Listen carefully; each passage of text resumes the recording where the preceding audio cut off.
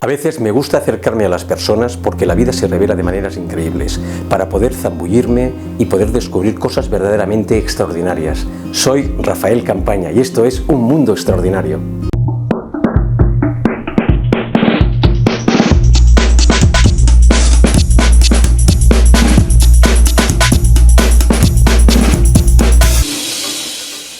Bienvenidas y bienvenidos a Un Mundo Extraordinario. Miren esto, agua, H2O, 2 átomos de hidrógeno y 1 de oxígeno. Es quizá la fórmula más simple de la química, la sustancia más común del planeta. Cualquier escolar se sabe de memoria, pero ¿y si les digo que ese vaso que tiene delante podría ser algo más? ¿Y si les cuento que, según algunos investigadores, el agua que ahora mismo mira la cámara podría estar escuchándonos, que podría estar guardando memoria de esta conversación, e incluso cuando lo congelemos, dentro de unos instantes, los cristales que se formen podrían ser incluso hermosos, caóticos, dependiendo de lo que le digamos. Suena a ciencia ficción, lo sé, ¿verdad que sí? O a espiritualismo barato, pero lo fascinante de esta historia es que el hombre que popularizó estas ideas no era un chamán ni un poeta, era un empresario japonés nacido en Yokohama, después de la posguerra, que un día decidió preguntarse algo que la ciencia llevaba siglos dando por sentado. ¿Y si el agua no es indiferente a nosotros? Me llamo Rafael Campaña y en este documental vamos a adentrarnos en la vida, los experimentos y la controversia de Masaru Emoto, un hombre que sin ser científico de formación consiguió algo extraordinario: que millones de personas de todo el mundo miraran un vaso de agua y se preguntaran si tal vez sus pensamientos importan. Pero también un hombre al que la comunidad académica señala como un ejemplo perfecto de pseudociencia. ¿Quién tenía razón? ¿Alguien la tenía del todo? Antes de juzgar, necesitamos conocer al personaje y, sobre todo, necesitamos entender algo que los titulares sensacionalistas nunca cuentan: que Masaru Emoto no estaba solo, que antes que él y después que él, otros científicos, y algunos incluso con premios Nobel, también se toparon con el agua y no supieron muy bien qué hacer con lo que vieron. Acompáñenme, vamos a sumergirnos en lo verdaderamente extraordinario.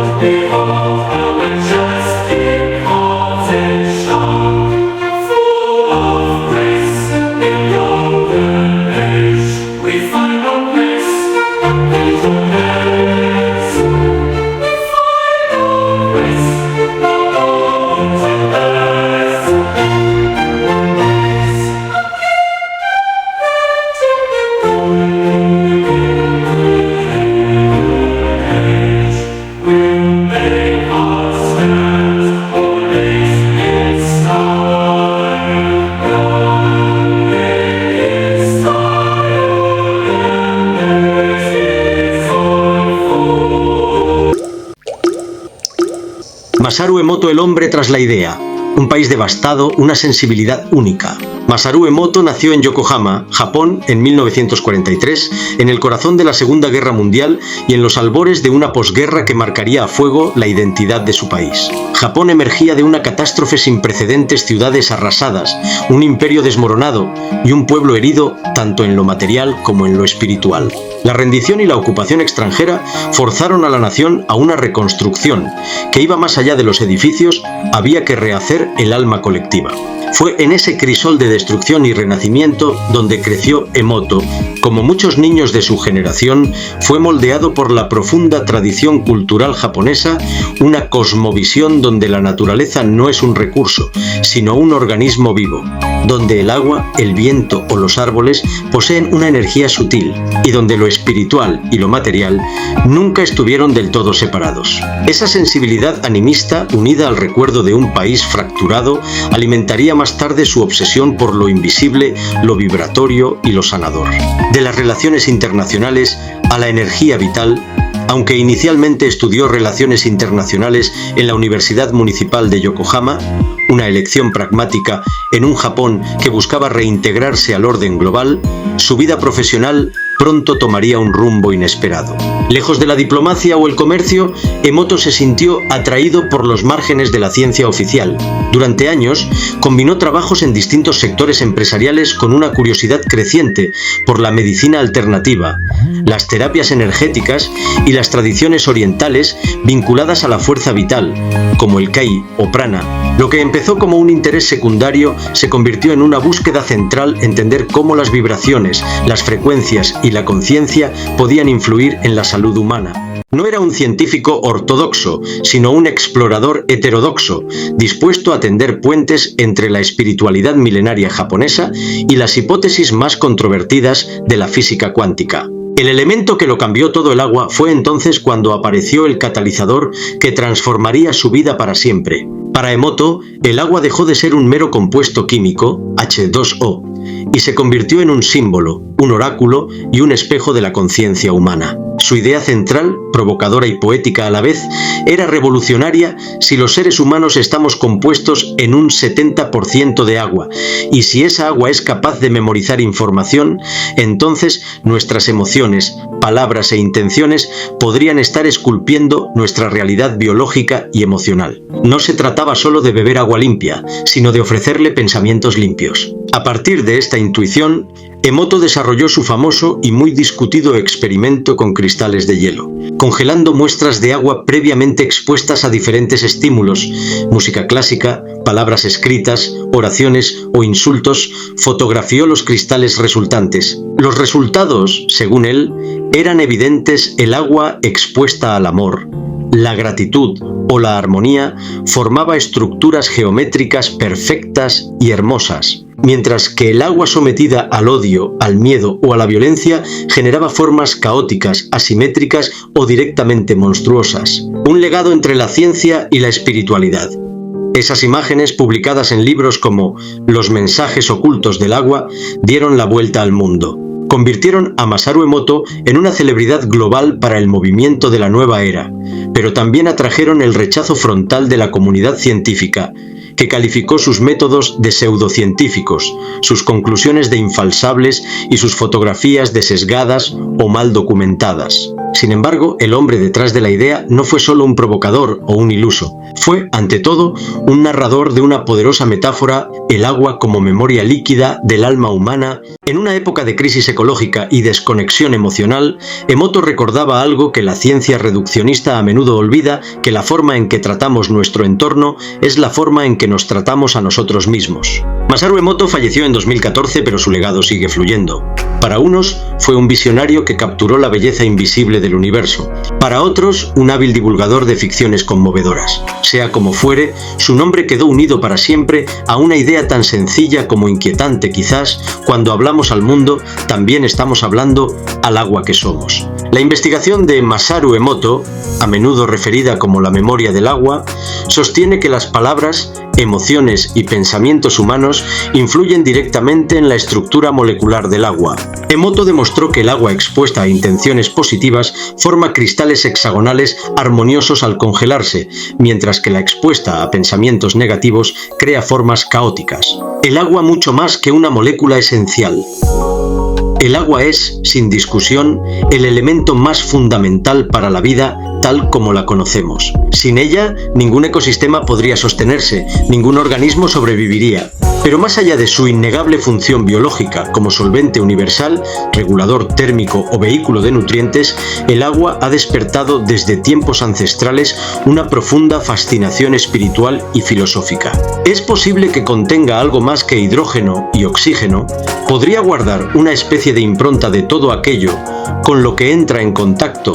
A finales del siglo XX, comenzó a ganar atención una teoría tan sugerente como controvertida, la llamada memoria del agua. Esta hipótesis, defendida inicialmente por el investigador francés Jacques Benveniste y popularizada después por el japonés Masaru Emoto, sostiene que las moléculas de agua podrían retener información de las sustancias, energías o estímulos que han estado en contacto con ella, incluso hayan sido diluidas hasta desaparecer.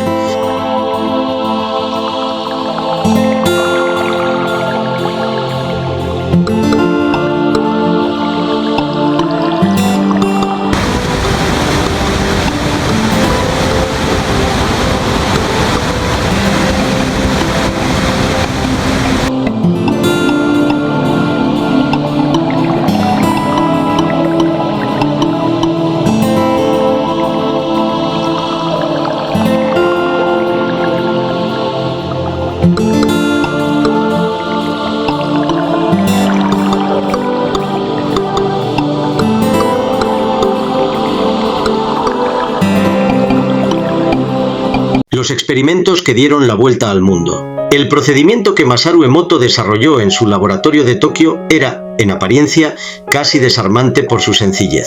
No requería grandes aceleradores de partículas ni complejos aparatos de resonancia magnética. Solo agua, un congelador, un microscopio potente y una cámara fotográfica. Pero lo que realmente distinguía a Emoto de otros investigadores era su pregunta de fondo. ¿Y si el agua no fuera indiferente a lo que le decimos para tratar de responderla? Emoto diseñó una metodología básica, pero visualmente impactante. Tomaba muestras de agua pura y las exponía, durante un tiempo determinado, a diferentes estímulos. No se trataba de sustancias químicas, sino de intenciones humanas. En unos recipientes colocaba palabras escritas en papel, pegadas al vidrio, palabras cargadas de emociones positivas: amor, gratitud, esperanza, paz. En otros, expresiones de raíz negativa: odio, idiota, miedo, te haré daño. En algunos casos, incluso repetía las palabras en voz alta, frente a las muestras, o las hacía escuchar a través de auriculares sumergidos. Pero Emoto fue más allá.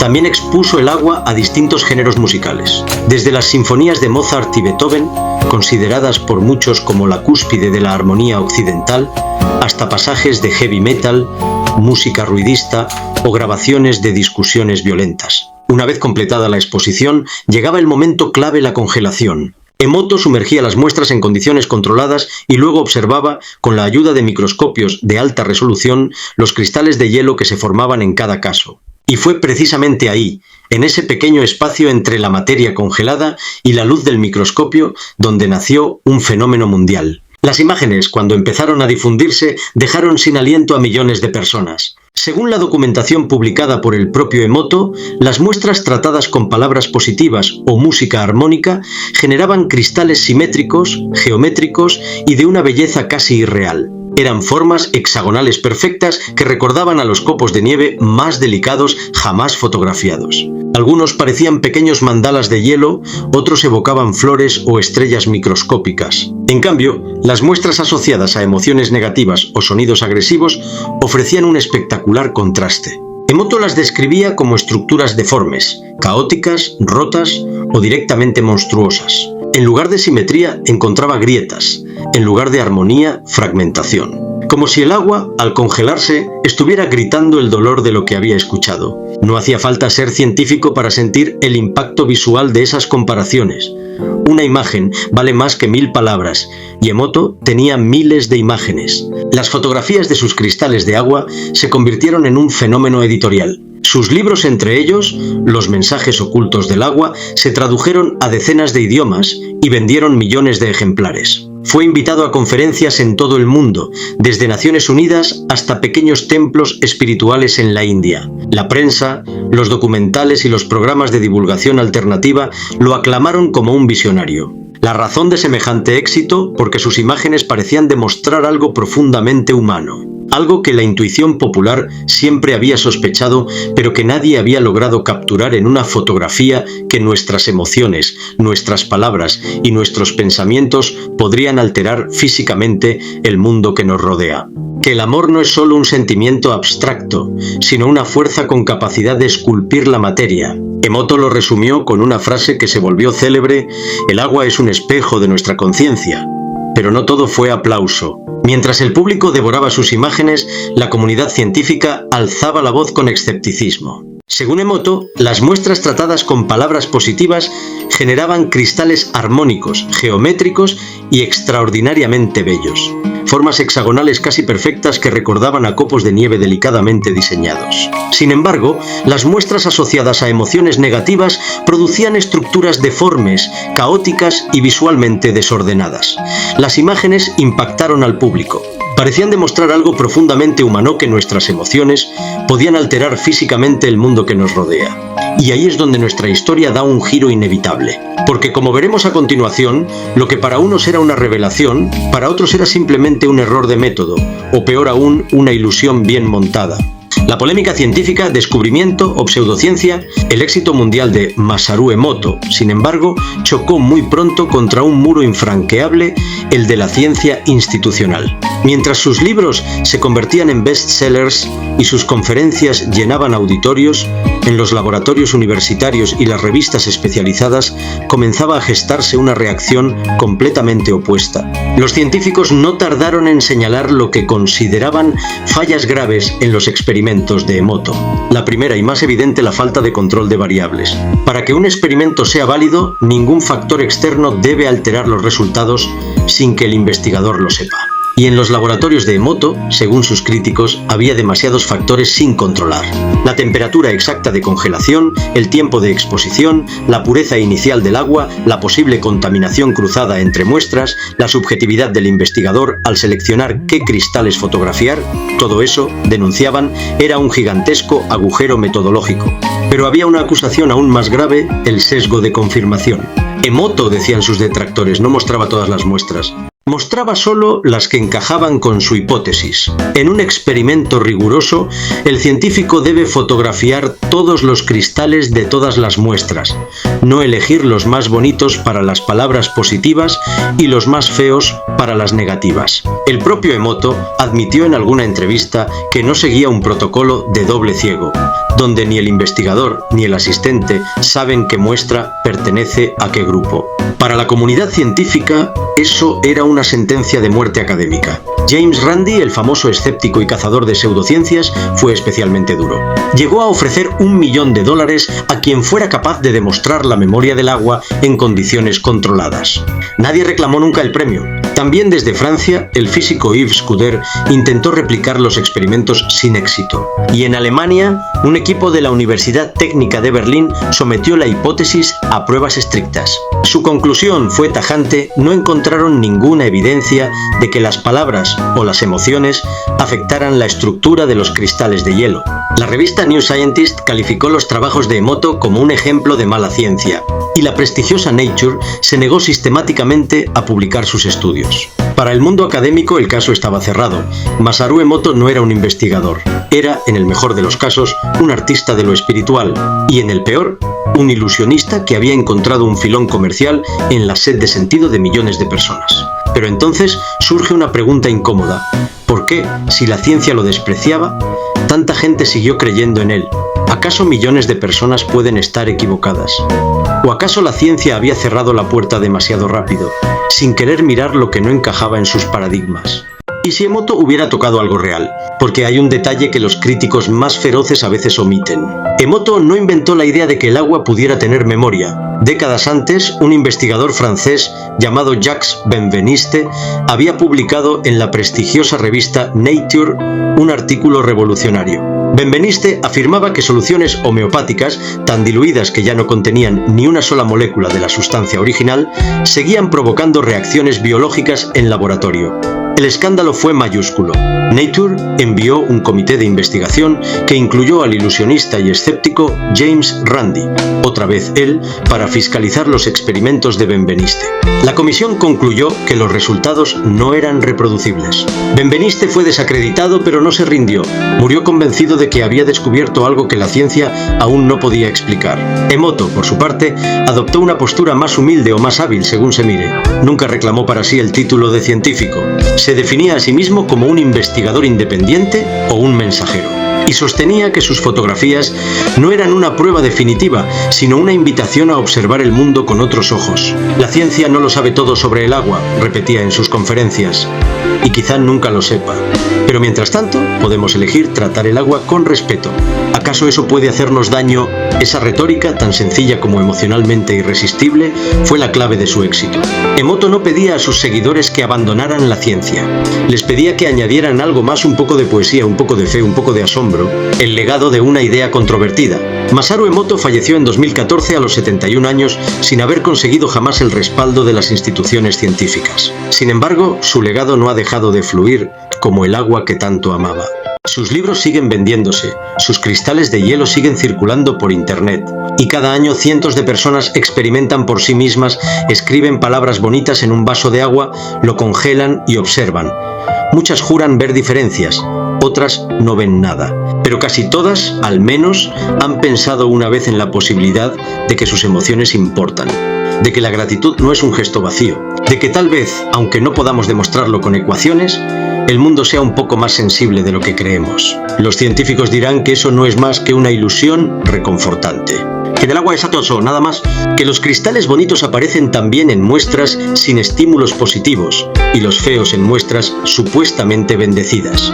Los espirituales responderán que la ciencia aún es joven, que hace apenas un siglo nadie creía en los agujeros negros o en la materia oscura, que el agua, con sus extrañas propiedades de cohesión, su capilaridad, su calor específico anómalo, sigue siendo uno de los grandes misterios de la física. ¿Quién tiene la razón? Quizá la respuesta no esté en un laboratorio, quizá la verdadera aportación de Masaru Emoto no fue demostrar nada, sino hacernos una pregunta que merece la pena formular si nuestras palabras y emociones pudieran influir en el agua que somos, en ese 70% de nuestro cuerpo que es líquido. ¿Cómo cambiaríamos nuestra forma de hablar, de pensar y de vivir? Esa pregunta, al menos, no necesita microscopio. Solo necesita un vaso de agua y un momento de silencio. Según Emoto, las muestras tratadas con palabras positivas generaban cristales armónicos, geométricos y extraordinariamente bellos. Formas hexagonales casi perfectas que recordaban a copos de nieve delicadamente diseñados. Sin embargo, las muestras asociadas a emociones negativas producían estructuras deformes, caóticas y visualmente desordenadas. Las imágenes impactaron al público. Parecían demostrar algo profundamente humano, que nuestras emociones podían alterar físicamente el mundo que nos rodea. Masaru Emoto nos dejó en 2014. Se llevó consigo sus cristales, sus conferencias y su particular forma de mirar el agua. La comunidad científica, en su mayoría, dio por cerrado el caso, pero el agua, obstinada como es, se niega a revelar todos sus secretos. Y aquí está lo fascinante: aunque los experimentos de Emoto nunca superaron el filtro del método científico riguroso, no fue el único que se atrevió a mirar más allá. Antes que él y después que él, otros investigadores, algunos con credenciales intachables, han tropezado una y otra vez con algo que no encaja en el manual. El agua que no quiere ser solo H2O. Tomemos al Dr. Gerald Pollack, catedrático de bioingeniería en la Universidad de Washington. Este investigador, cuyo prestigio nadie cuestiona, descubrió algo que le cambió la vida cuando el agua entra en contacto con superficies hidrófilas, como las paredes de nuestros vasos sanguíneos o las membranas celulares. Se reorganiza espontáneamente en una estructura diferente. No es H2O, es H3O2. Pollack lo llama agua de zona de exclusión o cuarta fase fase del agua. Un dato que hace reflexionar: esta agua estructurada puede generar un potencial eléctrico. Literalmente produce energía. Pollack ha demostrado que el agua, bajo ciertas condiciones, actúa como una batería. Sus experimentos, publicados en revistas como Scientific Reports en 2024, han identificado capas de esta agua de hasta 240 micras de grosor en el interior de vasos de plantas como la calabaza. El premio Nobel que se exilió por una idea, y luego está Luc Montagnier. Si hay un nombre que pesa en la ciencia, es el suyo. Descubrió el VIH, el virus del SIDA, y por ello recibió el Premio Nobel de Medicina en 2008. Pero en sus últimos años Montagnier cometió la herejía de interesarse por la memoria del agua. Sus experimentos, publicados eso sí en revistas de dudosa reputación, sugerían algo extraordinario: el ADN, al ser extremadamente diluido, emite señales electromagnéticas detectables. Y esas señales, registradas y enviadas por correo electrónico, podían inducir la formación del mismo ADN en una muestra de agua pura situada a miles de kilómetros. High dilutions of something are not nothing, declaró a la revista Science en 2010. Las altas diluciones de algo no son nada, son estructuras de agua que imitan a las moléculas originales. El rechazo de sus colegas fue brutal. Montagnier habló abiertamente de terror intelectual en Europa. Su solución fue exiliarse en China, donde la Universidad Jiao Tong de Shanghái le ofreció un instituto propio para seguir investigando. Murió en 2022 convencido de que había tocado algo real. El tercer hombre, la coherencia cuántica del agua. Y hay un tercer actor en esta historia, menos conocido pero igualmente intrigante. Se llama Emilio Del Giudice, físico teórico italiano. Aplicó los principios de la electrodinámica cuántica al agua líquida y llegó a una conclusión asombrosa: las moléculas de agua no se comportan como un caos desordenado, sino que forman dominios coherentes, estructuras estables capaces de almacenar energía e información. Sus cálculos, publicados en revistas del Institute of Physics, IOP, muestran un acuerdo perfecto con las predicciones teóricas. Del Giudice no hacía experimentos con cristales de hielo, hacía ecuaciones, y sus ecuaciones decían que el agua podía ser algo más que un simple disolvente, que en su seno, a escalas diminutas, ocurre algo que apenas empezamos a comprender. El tercer hombre, la coherencia cuántica del agua. Y hay un tercer actor en esta historia, menos conocido pero igualmente intrigante. Se llama Emilio Del Giudice, físico teórico italiano.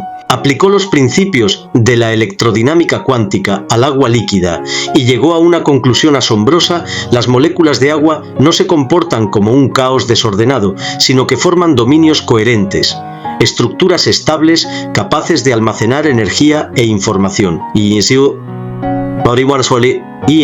Sus cálculos, publicados en revistas del Institute of Physics, IOP, muestran un acuerdo perfecto con las predicciones teóricas. Del Giudice no hacía experimentos con cristales de hielo, hacía ecuaciones, y sus ecuaciones decían que el agua podía ser algo más que un simple disolvente, que en su seno, a escalas diminutas, ocurre algo que apenas empezamos a comprender.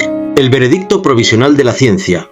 Ahora bien, seamos claros, como exige un periodismo riguroso, ninguno de estos investigadores ha demostrado que las palabras bonitas embellezcan los cristales de hielo, ni que el pensamiento positivo transforme la estructura molecular del agua mineral. Eso por ahora no tiene respaldo científico. Lo que sí tiene respaldo es que el agua sigue escondiendo secretos. La memoria del agua, en el sentido que le daba Benveniste Montagnier, sigue sin ser aceptada por la ciencia mainstream. La propia Wikipedia cataloga la teleportación del ADN como pseudociencia. New Scientist en 2011 recomendó mantener la mente abierta, pero no tanto como para que se caiga el cerebro, lo que significa para nosotros. Entonces, ¿dónde nos deja esto? ¿Tenían razón los escépticos o la tenía Emoto? Quizá la respuesta más honesta es otra: ¿tenían razón y no la tenían? La tenían los escépticos cuando exigían controles, reproducibilidad y método científico. Emoto no los tenía. Sus imágenes, por bellas que fueran, no demostraban lo que él creía demostrar. Pero no la tenían cuando daban por cerrada la cuestión del agua, porque Pollack, Montagnier y Del Giudice, cada uno desde su trinchera, han abierto ventanas por las que se cuela una luz nueva. El agua, ese líquido tan familiar que llena nuestros océanos y nuestros cuerpos, sigue siendo uno de los grandes misterios de la física. Quizá para ti que estás viendo un mundo extraordinario, la gran lección de Masaru Emoto no fue científica, fue humana. Nos recordó que el agua merece respeto, que la gratitud no es un gesto vacío, y que, aunque nunca podamos fotografiar un cristal de hielo formado por una palabra bonita, el simple acto de tratar al mundo con amabilidad ya es en sí mismo un beneficio. La ciencia continuará su camino. Nuevos experimentos, nuevas réplicas, nuevas controversias. El agua seguirá fluyendo, indiferente a nuestras disputas. Pero mientras tanto, la próxima vez que abras el grifo o que bebas de un manantial en mitad de un barranco, tal vez recuerdes esta historia. Tal vez pienses que si hay una mínima posibilidad de que el agua sienta lo que le decimos. Igual merece la pena decirle algo bonito, por si acaso. Tal vez nunca sepamos con certeza si el agua puede responder realmente a nuestras emociones. Pero sí sabemos algo indiscutible: las emociones transforman al ser humano. Las palabras construyen o destruyen. El miedo cambia cuerpos y conductas. La paz también. Y quizá ese era, en el fondo, el verdadero mensaje de Masaru Emoto. Un recordatorio de que todo aquello que emitimos hacia los demás también termina regresando hacia nosotros. Porque incluso en un mundo dominado por la tecnología, los datos y las certezas, el ser humano sigue buscando respuestas en aquello que no siempre puede verse, pero sí sentirse. Y quizá ahí, precisamente ahí, comienza lo extraordinario. Muchísimas gracias por llegar hasta el final de este gran viaje. ¿Qué hemos aprendido? Que Masaru Emoto tal vez no era un científico que muchos creían, ni el charlatán que otros denunciaron.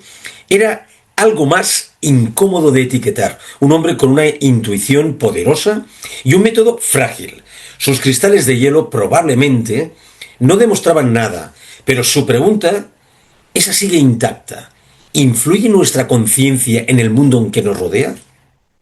La ciencia oficial dice que no, pero la ciencia oficial a veces se equivoca. O mejor dicho, la ciencia oficial avanza cuando alguien se atreve a preguntar lo que nadie pregunta.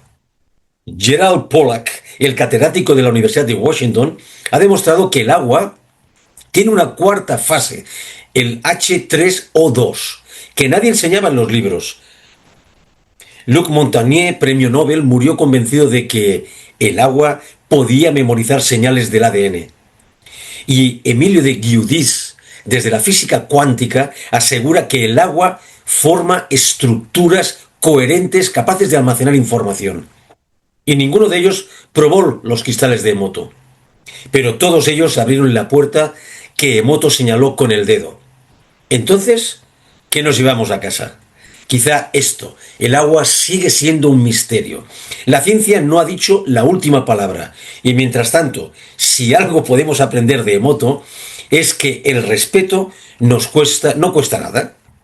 Que la gratitud no necesita demostración. Y que, aunque solo fuera por si acaso, igual merece la pena tratar al mundo con un poco más de cuidado. La próxima vez que bebas agua, de un manantial, del grifo, de una botella, tómate un segundo, mírala, agradécesela o no, pero al menos recuerda esta historia. Porque si hay aún una mínima posibilidad de que el agua nos esté escuchando, quizá deberíamos tener algo bonito que decirle. Por si acaso.